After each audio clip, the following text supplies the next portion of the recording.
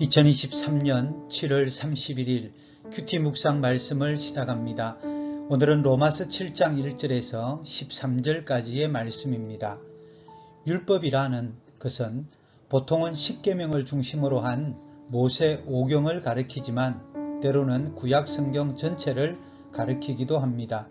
하나님께서 말씀하신 율법을 지키고 선을 행하는 자에게는 생명이 주어지고 율법을 불순종하고 악을 행하는 자는 멸망을 당한다는 것이 하나님의 말씀입니다. 신약시대에 와서는 바리새인들은 율법의 행위로서 구원을 받을 수 있다고 주장하기도 했습니다. 오늘 본문에서 사도 바울은 예수님을 믿는 자는 더 이상 율법의 노예가 아니라는 사실을 결혼 관계를 비유로 들어 설명합니다. 결혼한 여인은 남편이 살아있을 때에는 법적인 관계로 매여 있지만 만약 남편이 죽으면 법적인 결혼 관계에서 벗어나서 자유하게 된다고 말합니다.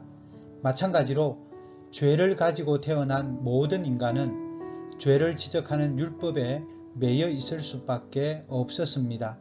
하지만 예수님이 오셔서 우리가 받아야 할 율법의 저주를 친히 십자가에서 받으시고 죽으시고 부활하심으로 모든 죄의 값을 치루으셨기에 예수님을 믿는 자는 더 이상 율법에 매여 있을 필요가 없습니다. 율법에 매이지 않는다는 말은 법을 지키지 않는다는 말이 아니라 율법의 노예로 살지 않는다는 뜻입니다. 율법을 따르면서도 억지로 하다 보니 자유하지 못하는 삶을 살면서 부담감과 중압감에 살 수밖에 없었던 것이지요. 하지만 이제는 모든 율법으로부터 자유하게 하신 예수님을 믿고 예수님의 종이 되어 예수님의 말씀을 따르고 순종하지만 자유한 마음으로 해야 한다는 의미입니다. 그렇다고 율법이 아무런 의미가 없는 것은 아닙니다. 율법이 없으면 죄와 선의 기준을 알 수가 없습니다.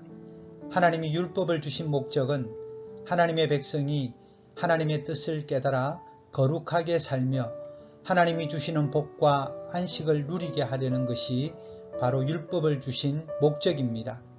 사랑하는 성도 여러분, 예수님을 믿는 우리는 율법에 대해 잘 알아야 합니다.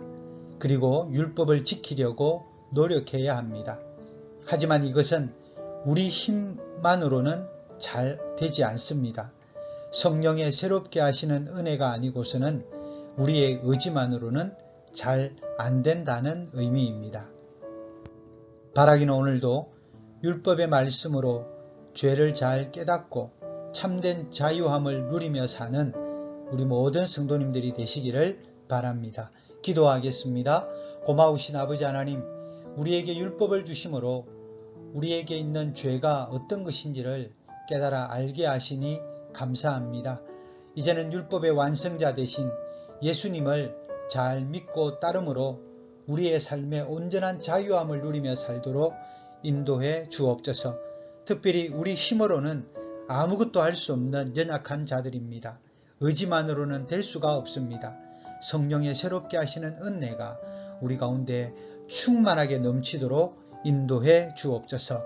감사를 드리며 예수님 이름으로 기도드립니다. 아멘.